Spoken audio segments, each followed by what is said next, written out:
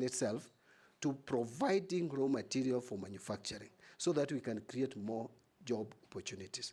With that, then we will be able to address this economic unrest, if I may borrow your word, Honorable Ms. Shimboko. And again, on economic inequalities, we need to, I am already thinking that World Bank is funding, although it is a loan, but very concessional loans, the social safety nets. We need not to put too much pressure on our expenditure. To free that money for other development activities, we get the World Bank to fund some of these safety net measures to remove inequalities that we have, even as we invest more money to the rural areas.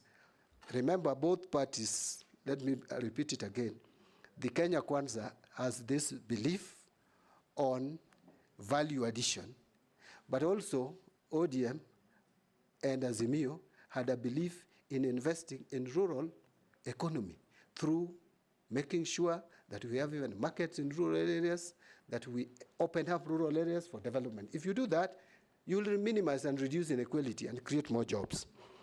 Honorable Mukami asked about unclaimed assets.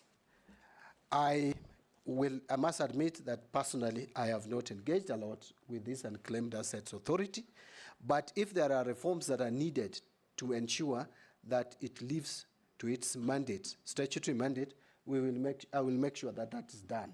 That the reforms are carried out and capacity is built into that authority, so that Kenyans who are still there and can get what is left behind by their loved ones, get them their dues. They should trace those who should benefit from some of these unclaimed assets.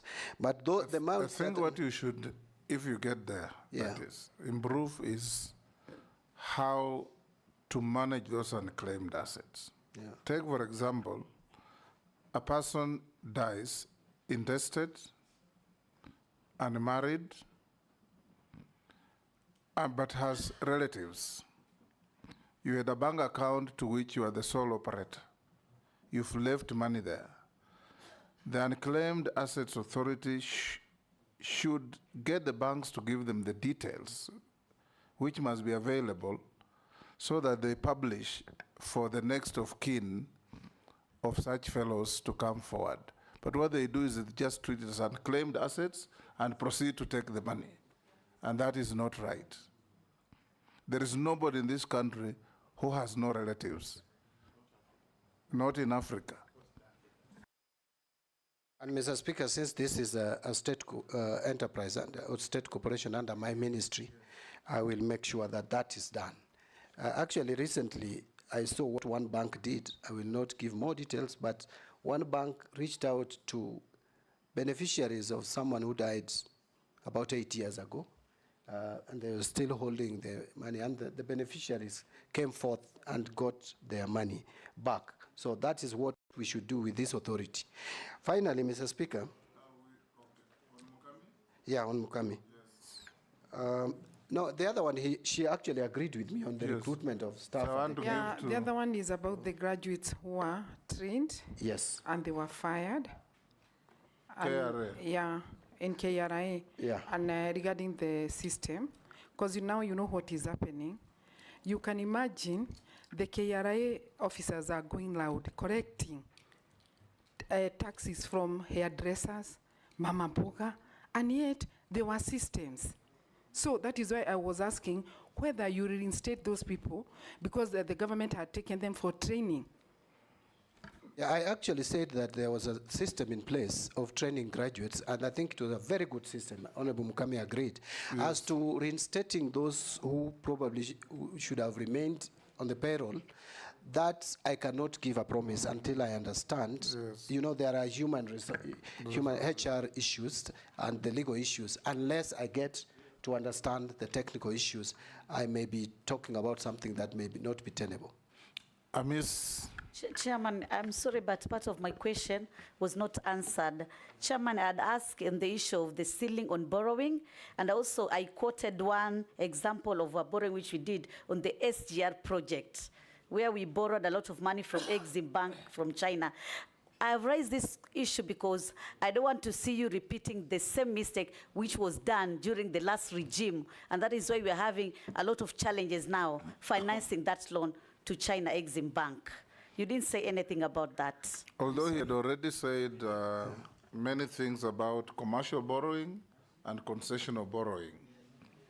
Maybe just to summarize it by saying that public project investment management is a challenge. And I said I will make sure that we are investing on viable projects, whether it is from local funds or borrowed funds.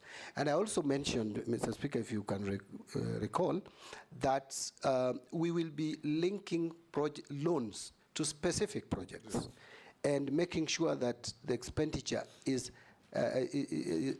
public procurement is followed and done prudently, efficiently, and economy for money of the shilling is realized. Let's take the last one from Amisi. That was it. Caleb? Thank you, Mr. One Speaker. question. Yeah, for being last, give me two, kindly. Thank you, Speaker. I know also I get the opportunity to listen to the entire interview when you are last, and you seem to be a person ready to disturb the stubborn status quo at the Treasury. But, you know, the former president of US, I think it's Harry Truman, once said that he actually had a plate like this one at his desk and written there, the buck stops here. So you might consider having such a plate on your desk and you write there, the buck stops here. Because, Mr. Speaker, the reason why you are in this job is actually from the reject the finance bill. So you are going to be at the center of budgeting and the financing for that budget. One of the ways of raising, we've said the revenue from the loans, borrow either domestically, externally, or grants. There is the aspect of domestic borrowing from the diaspora. I've studied 3 countries, Tajikistan, Nicaragua, and the Philippines, and even India. They have one of the highest diaspora remittance. And in fact, for Philippines, almost 35% of their GDP is from diaspora remittance. 26%. 26. Yes. Some countries are as high as 30. I've studied them. In fact, I'll give you a report. You also study. And if you can also zero down to diaspora and make something like a diaspora bond or diaspora infrastructure bond, where the government borrows from it, and the diaspora, because you see Kenyans demonstrating in London, because they have an interest in this country, wherever they are. So they fail to remit that money and invest here, and invest elsewhere. So we can tap into the global flow of income, basically, because we don't have the oil, we don't have the natural gases. So how do we maximize? That's something that I want you to really explain to me. And the last one, Speaker, at the aftermath of the World War, 700 delegates met in Mount Washington in Britain, New Hampshire. And they developed an international system. And that's where now the International Bank of Reconstruction and Development came in. The IMF came in. The purpose was for reconstruction for the World Bank. On this other hand, the IMF, the purpose was to stabilize currencies of various countries, stabilization, and to balance of payment. But this system has saturated our domestic policies. They have saturated our physical and the monetary policies. So much so that a minister sitting at Treasury has World Bank in his head. He knows that in absence of this, I rush to World Bank. It's no longer a port of last call. It's now a port of first call. How do we dislink our development path from the continuous dependence on the Bruton with institutions that were there to reconstruct Europe and Japan after the World War II? Nominee, answer those quickly. We are running out of time. Thank you, Mr. Speaker. Go ahead. Do I proceed? Thank you, Mr. Speaker. Mr. Speaker, Honorable Caleb Amitsi, the MP for Saboti, has actually noticed that I'm going to, and very ready to disturb the stubborn status quo at the Treasury. You could not be more right. Mr. Speaker, I am sure that His Excellency the President did not appoint me just to continue with the business as usual at the Treasury, because then there would be no need to make changes. You'd have just continued with the person who was there. So I have an assignment to do. I will discuss with His Excellency the President on how to help reform the Treasury and to do it properly, and together with the Cabinet. On domestic borrowing and diaspora, I had a lot on how we can borrow more funds, whether green bonds, blue bond, and floating diaspora bond. It's only that the time limitation, I could not mention all of them. But I want to agree with Honorable Caleb Amitsi that that is an area that we can tap on. And even look at ways of reducing transaction costs for diaspora remittances, because that's one of the reasons that you hear them complain a lot about. On IMF, by the way, I want to be very clear on IMF. IMF will never invite themselves to a country. We do invite them and agree with them on a program. There was a period we were not under IMF, but because of challenges occasioned largely by COVID-19 and the drought in the region, and also the global disturbance of the supply chain and all that, we then went back to IMF in 2020, 2021. But I have looked at what are these conditionalities. You know, sometimes we may blame IMF for nothing. We have agreed with them on a program, Mr. Speaker, that for us to tap onto that loan, what we must do, in fact, is one key thing: revenue mobilization. So we just need to agree on how we can convince IMF for the period that we are going to be under their program, which I don't think should be long. We must move to a system where we divorce ourselves from IMF and start depending on ourselves as we were before. But that we can only do by by doing what can be done in the interest of the country. They want us to maintain a deficit of no more than 4.4%. That's what we have agreed on currently. But we are moving towards, and we must move towards, a budget deficit in the region of 2.5 to 3%. I know government has talked about 3.1. We can sustain a budget financing gap of 3%.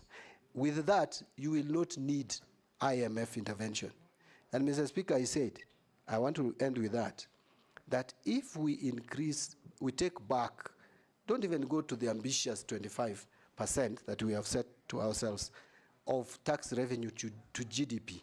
If we can take it back to 18%, we will be adding to this, to our exchequer, not less than 600 billion. And I think it is achievable. I believe it will be done. Thank you, nominee. A quick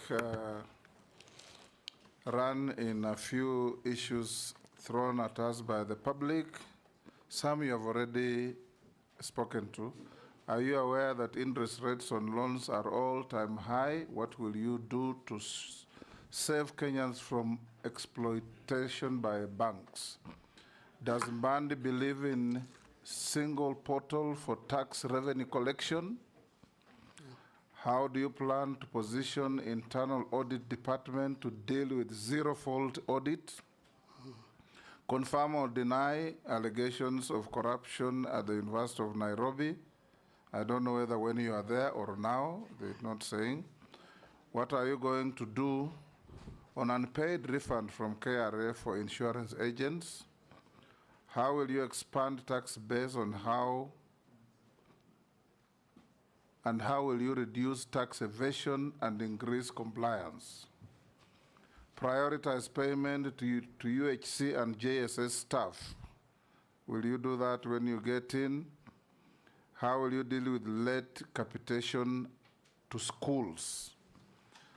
Whether you will make public contracts like SGR with with Kenyans, because Kenyans have been asking for that, just as you have said that you will make public debt public. Housing levy, will you tell Kenyans where this fund is domiciled? Is it in consolidated fund or is it in treasury bonds? Those are from the public. There is also, how will you promote the informal sector in Kenya? For instance, would you propose that all government offices procure locally manufactured furniture? Do you think that certain parts of the 2010 Constitution have contributed to a high public wage bill compared to GDP due to an excessively large administration? For instance, there are over 450 MPs, 1,500 MCAs, 47 county governments. If this is the case, what are your thoughts? Would you recommend that the president proposes a referendum to reduce the constitutional overload of the administration? Those are members of the public listening into this conversation. If you can deal quickly with those, I have only one question for you of my Chairman, own. there is another one regarding money laundering. What are you going to do about it? So if you can run through all those. Some you have already talked about, you can. Yeah. Actually, even the question by Honorable Mukame, I think I talked about that. You did. We are actually, we are even hosting a regional body. Kenya is trying to comply, Yes. by the way. I would have talked. Mr. Speaker, I'll just pick on a few. Interest rate, I think Those we are talked members about. of the public watching these proceedings, and I Yeah. think that's very good. Interest rate is high. It's now at 13.3%. It has moved up. But part of the reason why monetary policy, CBK came up with this monetary policy was to reduce inflation. You know, it was at a point when inflation was very high. Our inflation had reached 9.6, 9.7% in 2022 October. So it had to come down. We had to cool the economy. Yes, Junet? The Speaker, nominee, interest rate is not at 13%. 13% is the CBK monetary policy rate. But the interest rates now banks are charging us 20%, 21%. 20 plus. 20 plus, not 13, Chairman. Thank you, Honorable Junet, for helping. By the way, you know when accountants... You know Junet is a trader, so he knows. When accountants talk about interest rate, we only talk about the the CBK rates, the interbank lending rates and all. So the rate, the base lending rate is at 13.3%. Let me make it clear. And that gives rise to even 20% charged by banks based on risk assessment. So this was done to cool the economy, but I think when I made my initial contributions, I said it has reached a point where we have to now balance between controlling inflation and making money available to the private sector. Mr. Speaker, you remember there was a time banks were chasing us all over the place to take money using pay slips. It's not there anymore. Why? Because government has become the single most important customer to banks. So it is between chicken and egg. Which one comes first? Do we cut on our expenditure? Do we reduce money that we borrow domestically first? Or do we reduce the rates first? So those are the issues that we need balance. So I'll have a meeting with the Central Bank and Kenya Bankers Association to address this matter. If I am confirmed. Mr. Speaker, on internal audits, I can't agree more. Again, we must use our internal audit to improve efficiency in financial management. And internal audit is resident at the Treasury. This issue of corruption at the UN, I saw it on some email that was sent to me. And the allegation was that I used... The same person. I suspect. Yeah. That while working at the University of Nairobi, that I used the university funds to campaign. Probably the person who has sent that message is not alive to the fact that I left university and went elsewhere, worked for 3.5 years before I became a member of parliament. You said so. Yeah. So I left university in 2004. And actually, I resigned and got my pension back. It was 218,000. If I stole their money, they would have not paid me my pension. I think that's, to me, someone who probably is wondering how I made it to Parliament. And I didn't have, I didn't have money. Your competitors, just go on. Yeah, but I want to tell him that I was or her, that I was the least endowed in 207. Actually, they used to make a joke that I was campaigning with a bicycle and made it to parliament because of trust that the people had in me. Late capitation to schools, this is all about availability of revenue. We must make money available and pay capitation, pay pension, pay CDF. Remember, we have rolled over 13 billion from last year's NGCDF. I personally, Mr. Speaker, am a proponent of National Government Constituency Development Fund. I support it fully because this is money that has revolutionized education in rural areas. You go to my constituency, the constituency I've represented for 15 years. Before CDF, we didn't even have primary schools. They were there by name, but there were no classrooms. Right now, you can see what it has done, and many others. Contracting, making public the contracts, that I started by saying we must be transparent and communicate what we do as a country. Housing levy, I don't want to really talk a lot about this housing levy because I still need to understand how it is operationalized, where the money is resident, and all the challenges around it we must deal with because it is my duty if I'm confirmed. It is my duty to make sure that this money is properly accounted for. Promoting informal sector, I think I talked about that. Yes, in terms of wage bill contributed by the Constitution, that is true. Mr. Speaker, this Constitution is too expensive. I know the counties had been given, but Mr. Speaker, truth be told, we should have had these counties as agents of devolution for development, but not government. We should have had bigger governments. Where you have now, you go to